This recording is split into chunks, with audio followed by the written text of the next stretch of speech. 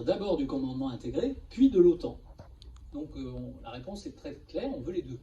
Mais, comment? Pourquoi pas tout d'un coup? Parce que, comment dire, c'est quelque chose, nous on est, une fois de plus, hein, même si pour l'instant on est loin de prendre le pouvoir, on s'inscrit dans la possibilité qu'un jour cela se fasse. Et donc on n'est pas là pour dire n'importe quoi. Par exemple, nous avons dans notre programme carrément, clairement l'objectif de sortir de l'OTAN. Mais on est bien conscient qu'actuellement il y a une guerre aux frontières de l'Europe et que c'est pas le moment, nous on va aller manifester dans la rue pour dire on veut sortir de l'OTAN. Parce que ça serait pas responsable. Mais est-ce qu'un jour ça sera le moment? D'abord c'était le moment avant. Si la France avait été hors de l'OTAN avant la crise, elle aurait eu plus de légitimité pour parler à tout le monde et pour avancer vers la résolution des problèmes. Donc il eût fallu en sortir. D'abord, je rappelle que le commandement intégré, nous en étions sortis à l'initiative du général de Gaulle, et que c'est Nicolas Sarkozy qui nous y a fait rentrer, parmi les nombreuses bêtises qu'il a pu réaliser pendant son quinquennat.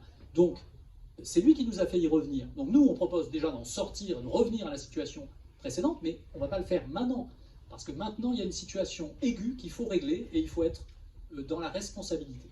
Dès que la guerre sera terminée, dès qu'il y aura eu un cessez-le-feu, et que nous aurons, ce que nous souhaitons, une grande conférence collective sur les questions de sécurité à l'échelle de l'Europe, dès que cette question aura été largement entamée, on reprendra le combat pour dire que la France n'a pas vocation à rester dans cette structure qui n'a aucune légitimité. Qu'est-ce que c'est que l'OTAN?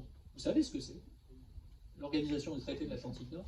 C'est quelque chose qui a été fait au moment de la guerre froide pour essayer de mener les troupes occidentales dans le combat contre l'Union soviétique et le pacte de Varsovie. Bon, tout ça a disparu. Il n'y a plus l'Union soviétique, il n'y a plus le pacte de Varsovie, et il y a toujours l'OTAN.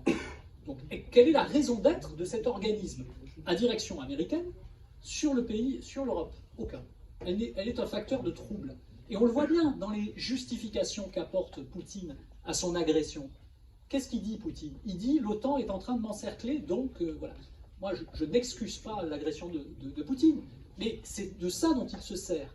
Donc, c'est un facteur de trouble dont il faut se débarrasser.